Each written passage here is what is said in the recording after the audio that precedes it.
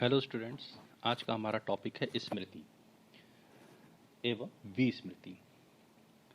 सामान्य रूप से कहा जाए तो किसी सीखी गई विषय वस्तु अथवा क्रिया को आवश्यकता पड़ने पर पुनः स्मरण करने की शक्ति को ही स्मृति कहा जाता है। मनोविज्ञान की भाषा में स्मृति एक मानसिक प्रक्रिया है जो प्रत्येक प्राणी में किसी न किसी मात्रा में अवश्य पाई जाती है।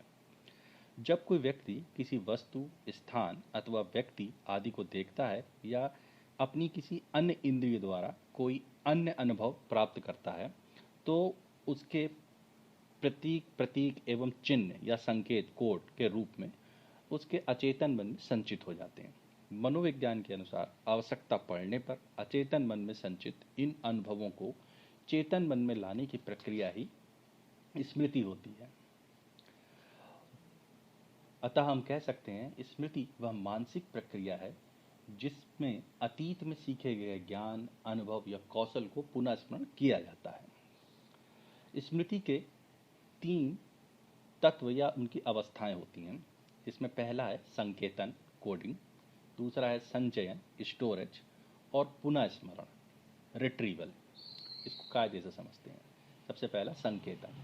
इसके अंतर्गत व्यक्ति किसी सूचना अथवा अनुभव को एक निश्चित संकेत के रूप में तंत्रिका तंत्र मतलब अपने नर्वस सिस्टम में समाहित करता है। अन्य शब्दों में स्मृति चिन्ह या मेमोरी ट्रेस, इसमें स्मृति चिन्ह इंग्लिश में मेमोरी ट्रेस कहते हैं, का बनना ही संकेतन है। इसे पंजीकरण या रजिस्ट्रेशन भी कहा जाता है। दूसरा है संचयन। संचयन स्मृति की दूसरी अवस्था है। संचयन की अवस्था में संकेतन द्वारा प्राप्त अनुभवों को कुछ समय के लिए संचित करना होता है। इसे धारण भी कहा जाता है।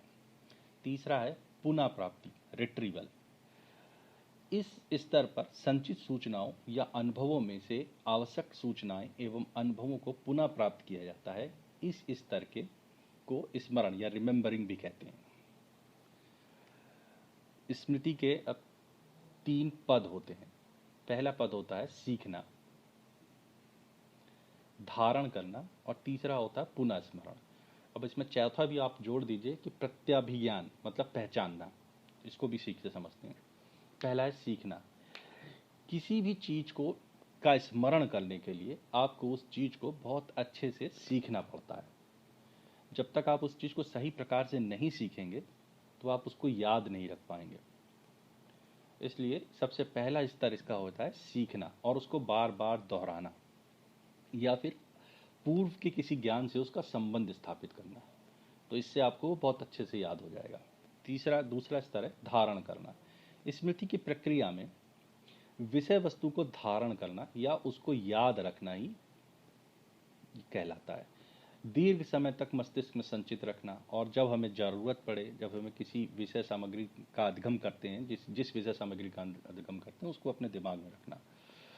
जब भी हम किसी चीज़ को सीखते हैं तो हमारा मस्तिष्क जो है क्रियाशील हो जाता है, और उसी पर कुछ चिन्ह जो हमारे दिमाग में जो कुछ इनग्राम्स बन जाते हैं उसके, जिन्हें स्मृति चिन्ह कहते हैं। यह चिन्ह कुछ समय तक अचेतन मस्तिष्क में रहते हैं और उसके उपरांत अचेतन मस्तिष्क में चले जाते हैं। किसी विषय वस्तु को स्मरण करने की आवश्यकता, जब हमें स्मरण करने की आवश्यकता होती है तो यह चिन्ह अचेतन मन से चेतन मस्तिष्क में उभर आते हैं तथा हमारे द्वारा सीखे गए ज्ञान को पुनः प्रस्तुत करने में सक्षम हो जाते हैं। यही प्रक्रिया कहलाती है धारण। पुनः स्मरण वो प्रक्रिया है जिसमें अचेतन मन से जो हमारे स्मृति चिन्ह है वो चेतन मन में आते हैं। वो प्रक्रिया कहलाती है पुनः स्मरण। यह क्रिया स्मृति चिन्ह के सक्रिय होने से होती है। पुनः स्मरण में पूर्व अनुभवों को मौलिक उद्दीपकों की उपस्थिति में चेतन मन में लाया जाता है। पूर्व अनुभवों को यदि उच्च प्रकार से धारण नहीं किया गया हो तो उसका प्रत्यास्मरण करना कठिन होता है। अगर आपने ठीक से याद नहीं किया तो उसका प्रत्यास्मरण करना कठिन होता है। मतलब आपने पहले जो चीज़ याद किया था उसको वापस से रिमेंबर करना, ये आपका पुनः स्मरण है। चौथा जो है प्रत्याभिज्ञान। व्यक्ति की स्मृति प्रक्रिया के अंतर्गत प्रत्याभिज्ञान की यह योग्यता जिसके द्वारा पूर्व अनुभवों तथा सीखे हुए तथ्यों को अन्य तथ्यों के साथ जोड़कर या उससे अलग करके उसे स्पष्ट रूप से समझा जा सकता है। जैसे हम किसी व्यक्ति से बहुत पहली बार मिलते हैं तो उसकी जो चेहरा है, उसकी जो बातें हैं वो हमारे दिमाग में संचित हो जाती है, हमारे स्मृति चिन्ह बन जाते हैं हमारे दिमाग में, और जब कुछ सालों बाद वह व्यक्ति हमसे दोबारा मिलता है तो स्मृति चिन्ह वापस उभर आते हैं हमारे चेतन मन में, और हम बहुत सारे व्यक्तियों के बीच में उस एक पर्टिकुलर व्यक्ति को पहचान पाते हैं। तो पहचानना जो है ये बहुत इंपॉर्टेंट है। प्रत्यभिज्ञान एक सामान्य अनुभव है, किंतु यह एक जटिल एवं रहस्यमय प्रक्रिया है। यह अपने आप ही घटित होती है, इसका कोई लॉजिक नहीं है। ठीक है। अब स्मृति सभी व्यक्तियों में व्यक्तिगत भिन्नताएं होती हैं, इसके कारण सभी व्यक्तियों की याद करने और धारण करने एवं पहचानने की क्षमता एक जैसी नहीं होती है।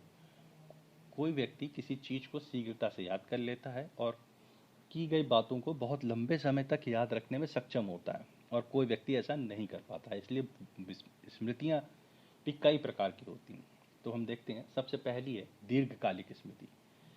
इसके अंतर्गत किसी तथ्य या अनुभव को जब दीर्घकाल तक धारण किया जाता है तो उसे हम लोग दीर्घकालिक स्मृति कहते हैं। दूसरी होती है तात्कालिक स्मृति।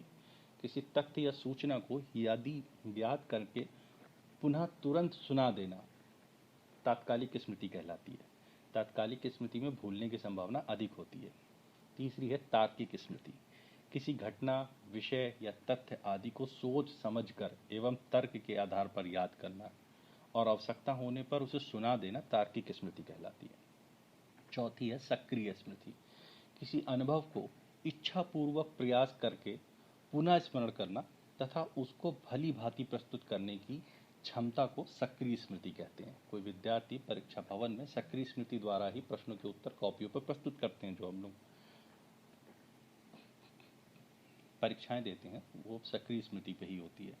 पांचवी है रटन स्मृति। बिना समझे ही किसी तथ्य को याद कर लेना और आवश्यकता पड़ने पर उसे ज्यों का त्यों प्रस्तुत कर देना रटन स्मृति कहलाती है। ठीक है। अब देखते हैं विस्मृति क्या होती है। जब हम किसी अधिगम की गई विषय सामग्री अथवा किसी क्रिया को आवश्यकता पड़ने पर पुनः स्मरण नहीं कर पाते हैं तो उसे विस्मृति कहते हैं।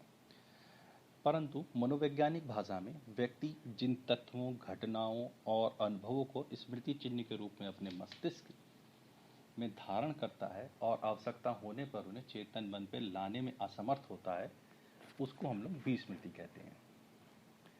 यहाँ पर उस मानसिक क्रिया को विस्मरण कहेंगे। ठीक है। कई बार इसे ऋणात्मक स्मृति भी कहते हैं। भूल जाने को ऋणात्मक स्मृति भी कहते हैं। किसी समय प्रयास करने पर भी किसी पूर्व अनुभव का स्मरण करने या पहले सीखी हुई क्रिया को करने में असफल होना ही विस्मरण है। होता क्यों है? इसके 3 कारण हैं, मुख्य कारण है, सैद्धांतिक कारण है। पहला है अनुप्रयोग। जो हमने सीखा है उसका हम दोबारा कभी अपने मस्तिष्क में प्रयोग नहीं करते हैं या अपने मेमोरी ट्रेस को याद नहीं करते हैं। दोबारा याद करने से जो हमारे मेमोरी चिन्ह बने होते हैं, एनग्राम्स बने होते हैं, वो पुख्ता हो जाते हैं। तो हमने कभी उस चीज़ को दोबारा याद ही नहीं किया, इसलिए धीरे धीरे वो धूमिल हो जाएंगे और हम भूल जाएंगे। दूसरा है हस्तक्षेप। हस्तक्षेप के सिद्धांत के अंतर्गत किसी नई सामग्री या तथा क्रिया को सीखने में उसके ठीक पहले तथा उसके बाद में की जाने वाली मानसिक क्रियाएं उसे स्मरण करने में बाधाएं डालती हैं। मतलब हम सीखने जा रहे हैं, उससे पहले हमारा दिमाग कुछ और सोच रहा था। जब हमने उस चीज़ को सीखा तो ध्यान से सीखा, लेकिन उसके बाद फिर हम किसी और चीज़ में लग गए तो ये उसके सीखने में बाधा डालती है। ठीक है। तो इसे बोलते हैं हस्तक्षेप का सिद्धांत। तीसरा है दमन का सिद्धांत। किसी व्यक्ति को मनोवैज्ञानिक के अनुसार जब कोई व्यक्ति को बहुत ही दुखद अनुभव होते हैं तो वह उन्हें भूलने का प्रयत्न करता है, क्योंकि जब भी वह उसके स्मरण में आते हैं तो उसमें चिंता उत्पन्न करते हैं और वह उसका स्वभाव विचलित हो जाता है और वह अपने मनोभावों को रोक नहीं पाता है। इसलिए हमारा चेतन मन उन्हें खुद ही भूलने का प्रयास करता है या उन्हें भुला देने की प्रयास करता है, क्योंकि वो व्यक्ति के लिए पीड़ादायक है। तो ऐसी बातें, बहुत दुख भरी बातें हम भूल जाते हैं धीरे धीरे। उनके जो ट्रेसेस होते हैं, मेमोरी ट्रेसेस जो होते हैं, वो धुंधले हो जाते हैं। आज का अभ्यास यहीं तक। सुनने के लिए धन्यवाद।